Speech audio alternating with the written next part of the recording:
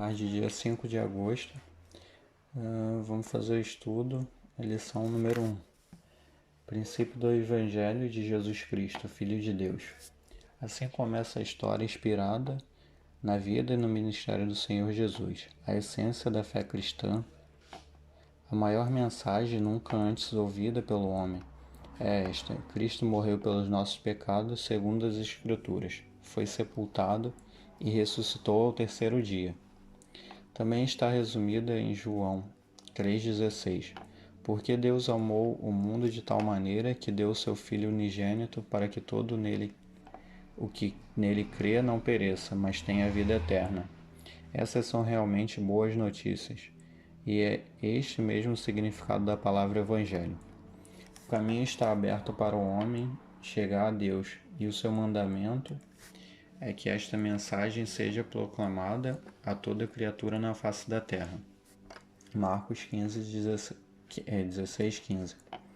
Que sabemos acerca do Evangelho? Que a sua fonte originária é Deus, não o homem, pois é o Evangelho de Deus. Que o tema central é uma pessoa viva, pois é o Evangelho do Filho de Deus, o nosso Senhor Jesus Cristo. Que o seu propósito é trazer o homem para Deus, pois é o Evangelho da nossa salvação. Que o seu alvo é o homem digno, pois é o Evangelho da graça de Deus. Atos 20:24. Que perdurará para sempre, pois é o Evangelho eterno. Apocalipse 14:6. Ninguém pode se dar ao luxo de desprezar essa mensagem de vida ou morte. Deus chama o homem para obedecer ao Evangelho e alerta-o sobre o julgamento caso não obedeça. Visto que a resposta exigida é a crença ou a fé, há uma necessidade urgente de proclamá-lo. Todo aquele que tenta alterar a mensagem será amaldiçoado. Gálatas 1:7-9. Isso se aplica especialmente àqueles que ensinam que não basta crer no Evangelho da salvação, mas que é preciso também praticar certos rituais e boas ações. A mensagem de Deus não apareceu repentinamente no mundo, sem qualquer aviso prévio. A necessidade de o homem ser salvo do pecado e da morte estava evidente desde o início da história, como mostram os primeiros capítulos da Bíblia. O remédio de Deus, o libertador prometido, vem descrito desde o princípio em Gênesis 3:15. Os sacrifícios de sangue no passado previam o sacrifício final e completo de Cristo na cruz. Hebreus 10, do 1 ao 4. O Antigo Testamento prometia uma nova aliança com um Novo Testamento que superaria o Velho. Jeremias 31, do 31 ao 33. O libertador enviado por Deus viria para todos os povos. A profecia e seu cumprimento então realizam-se num só Senhor, numa só fé, numa só salvação. Há um só caminho para Deus. Separados de Deus. O homem foi feito para Deus, para seu prazer e a sua glória. Apocalipse 4:11 e Isaías 43:7. O propósito eterno de Deus era para o homem nascer à semelhança dele e, através disso, revelar a glória dele. Deus colocou o homem aqui na Terra com a possibilidade de escolha, e não como um robô controlado. O homem estava livre para amar ou não a Deus, para obedecer ou desobedecer a Deus. 1. Deus prova o homem. O homem foi colocado num lindo jardim onde desfrutava da comunhão com Deus. Para continuar nessa comunhão, somente uma restrição foi imposta ao homem. Ele estava proibido de comer do fruto da árvore do conhecimento do bem e do mal. Estava aberta a oportunidade de obedecer ou desobedecer, crer ou descrer na palavra de Deus. A desobediência do homem. 2. Satanás, na forma de uma serpente, contradisse a Deus, afirmando que o homem não morreria se comesse do fruto proibido. O homem acreditou na mentira da serpente, em vez de acreditar na palavra do Deus que amava. Esse ato de desobediência provocou uma consequência fatal, a queda do homem. O resultado imediato foi a morte espiritual, isto é, separação da comunhão com Deus, culminando na morte física, isto é, a separação do espírito do homem do seu corpo. O problema do homem. As consequências dessa desobediência não se limitaram ao primeiro homem. O pecado e a morte permaneceram à raça humana. A natureza do homem ficou alterada, de modo que ele se tornou inimigo de Deus. O homem tornou-se pecaminoso, tanto por natureza quanto na prática. O salário desse pecado foi a morte. Todo pecado é punível de morte.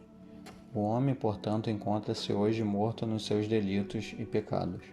Essa morte apresenta-se no tempo presente sob a forma da morte espiritual, que é a separação de Deus. A morte continua como uma testemunha constante do tremendo preço do pecado. Hebreus 9, 27 e Tiago 1, 15. Além da morte física que separa a alma do corpo, existe também a segunda morte, que separa a alma de Deus para toda a eternidade. Apocalipse 20, do 11 ao 15. Na vida presente, a origem de todos os problemas, doenças, dores, alienação da vida de Deus é o pecado. Um substituto para o pecador. As Escrituras mostram que Deus amava suas criaturas caídas. Efésios 2, 4 a 5 e 1 João 4, 10.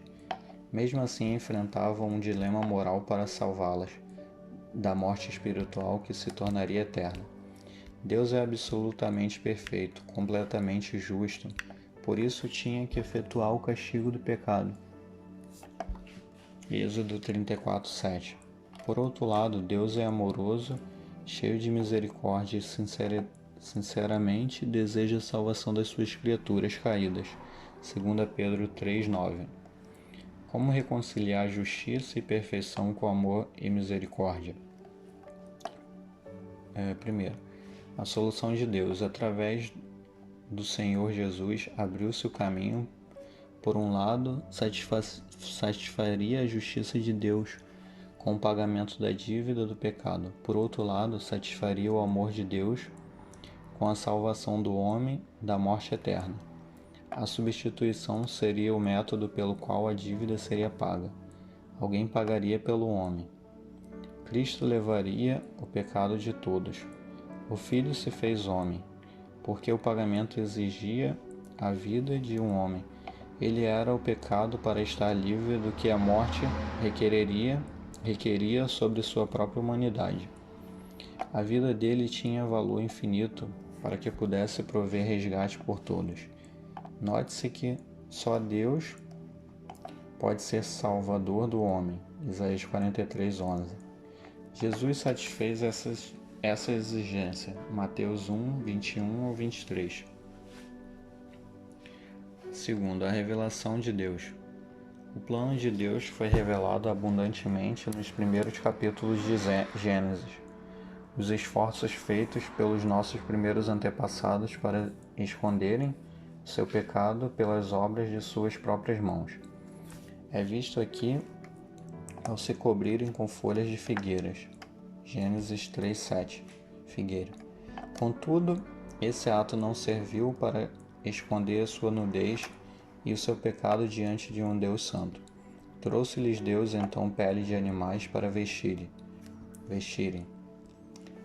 A substituição exigia derramamento de sangue, e assim começou o sacrifício de animais. A próxima geração ofereceu-nos uma ilustração mais viva. Caim oferece a Deus o fruto de suas mãos, do seu trabalho nos campos, enquanto Abel oferece um sacrifício de sangue. Deus aceita o sacrifício de Abel, mas rejeita a oferta de Caim. A oferenda de Caim simboliza o esforço do homem de chegar-se a Deus. Gênesis 4, 3 ao 5. Aqueles que procuram ser aceitos por Deus na base de suas próprias boas ações seguem no que chamamos o caminho de Caim. Judas 11. O caminho para Deus é o sacrifício de sangue, e não as obras humanas. Uma outra ilustração dessa verdade encontramos na mais importante das festas da religião judaica, a Páscoa, ao ser instituída antes do êxodo dos israelitas do Egito. Cada família teve que tomar um cordeiro perfeito e sacrificá-lo. O sangue desse cordeiro foi aspergido na porta de cada uma das casas, como proteção contra o castigo divino sobre o primogênito de cada lar. Através desse sacrifício, Deus passou por cima, isto é, salvou esses lares da morte. O sistema de sacrifício no Antigo Testamento continuou esse ensino. O sacrifício de então era uma sombra daquilo que estava para acontecer, a morte de Cristo sobre a cruz. Os sacrifícios anteriores não tinham poder de livrar o pecado. O único sacrifício vertido uma vez por todas foi do Senhor Jesus sobre a cruz. Foi esse o sacrifício que livrou o crente do pecado. Assim vemos que Deus, desde o início, proveu uma base de fé para a salvação. O plano realizou-se com a vinda do próprio Filho de Deus, na sua sabedoria. Deus ocultou o seu plano das forças malignas nas gerações precedentes. Terceiro, o caminho de Deus. Visto que a única maneira de chegarmos a Deus é por meio do sacrifício do Senhor Jesus sobre a cruz, como é que os crentes do Antigo Testamento obtiveram a salvação?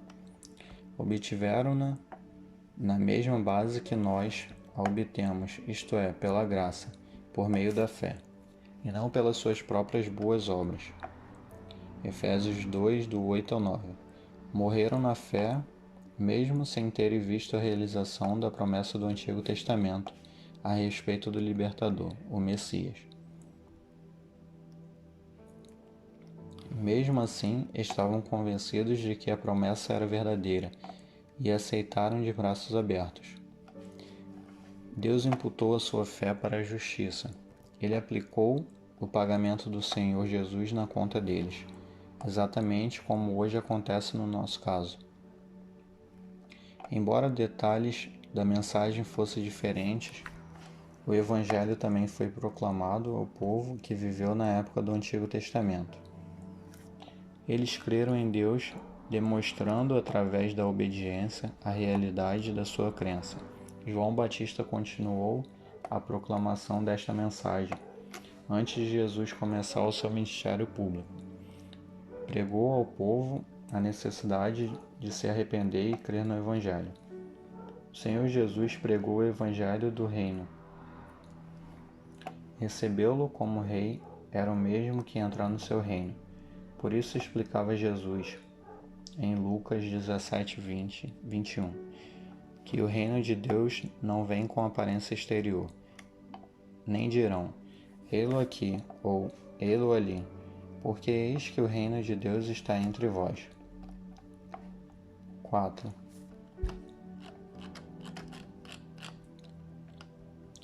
A satisfação de Deus. Deus Pai agrada-se no seu Filho. Ele ficou satisfeito com o trabalho completo na cruz, que é suficiente para saldar a dívida do pecado e nos torna aceitáveis na presença de Deus. Este está consumado. Significa está terminado. Nenhum sacrifício mais se faz necessário pelo pecado, nem nossas iniquidades jamais serão lembradas. Deus dispõe-se a nosso favor por causa do Senhor Jesus. O Cordeiro de Deus pagou a conta pelos pecados do mundo. Tudo que ele realizou recebeu a completa aprovação de Deus. A demonstração disso evidencia-se na sua ressurreição. A salvação do crente. Cada pessoa individualmente tem de chegar a Deus para a salvação, recebendo Cristo como Senhor e Salvador no tempo presente. Hoje em dia, a atitude das pessoas em relação a Deus coloca-as em um dos dois grupos, os cristãos e os incrédulos. Eles fazem parte de famílias espirituais diferentes, com pais diferentes, frutos diferentes e destinos diferentes. 1. Filho da desobediência. A natureza da reação deles a Deus dá-lhes esse nome. O futuro dessas pessoas está indicado na frase filhos da ira. Efésios 2:3. Sabemos quem é o pai deles pela expressão filhos do diabo. 1 João 3:10-8. 2. Filhos de Deus.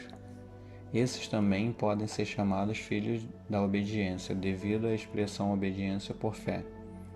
A sua atitude de fé é de obedecer a Jesus Cristo. Obedecem ao Evangelho por serem da linhagem da fé. São chamados filhos de Abraão. O Senhor Jesus disse que os filhos de Abraão praticam as obras de Abraão. A transformação nas suas vidas faz com que sejam chamados filhos da luz. Não são salvos por praticarem boas obras, mas são salvos para praticarem. A salvação objetivava que aqueles que estavam mortos em seus delitos e pecados vivessem para a justiça. A maior diferença entre essas suas famílias se encontra no objetivo de sua fé. Os filhos da desobediência, seguindo o exemplo de Caim, têm fé em seus próprios esforços diante de Deus. Não querem obedecer ao Evangelho e chegar a Deus baseados no trabalho consumado de Cristo. Confiam na sua própria bondade, nas suas próprias ideias, no seu próprio modo de vida. E, em contraste, os filhos de Deus chegaram ao ponto de reconhecer que precisam de um Salvador. Arrependeram-se de seus pecados. Eles se voltaram para Deus por fé. Eles colocaram a sua fé tão somente no sangue de Cristo para a sua salvação. O sangue dele é a única coisa que nos pode lavar de todo pecado. Conclusão: Deus tinha planos para a salvação do homem antes da criação do mundo. Ele desejava um relacionamento íntimo com aqueles que estavam na sua liberdade, dispostos a obedecer-lhe. A primeira desobediência não lhe veio como surpresa. O Cordeiro de Deus foi colocado de lado e até assassinado na mente de Deus, antes da fundação do mundo. Quando a plenitude dos tempos chegou, Deus enviou seu Filho, aquele que falou de muitos modos e por meio de muitos profetas. Agora fala o homem através do seu Filho. A mensagem do Evangelho revela a humanidade que Cristo morreu e assim pagou pelos seus pecados, satisfazendo, portanto, a justiça de Deus. O Filho ressuscitou dos mortos para justificar o homem. Deus oferece a vida eterna a todo aquele que vier a Ele por meio da fé no seu Filho. Receber e ter o Filho é ter a vida eterna. A ira de Deus pousa sobre aquele que não crê. Você já obedeceu ao Evangelho? Você anda agora como um filho da obediência, um filho da luz e um filho de Deus?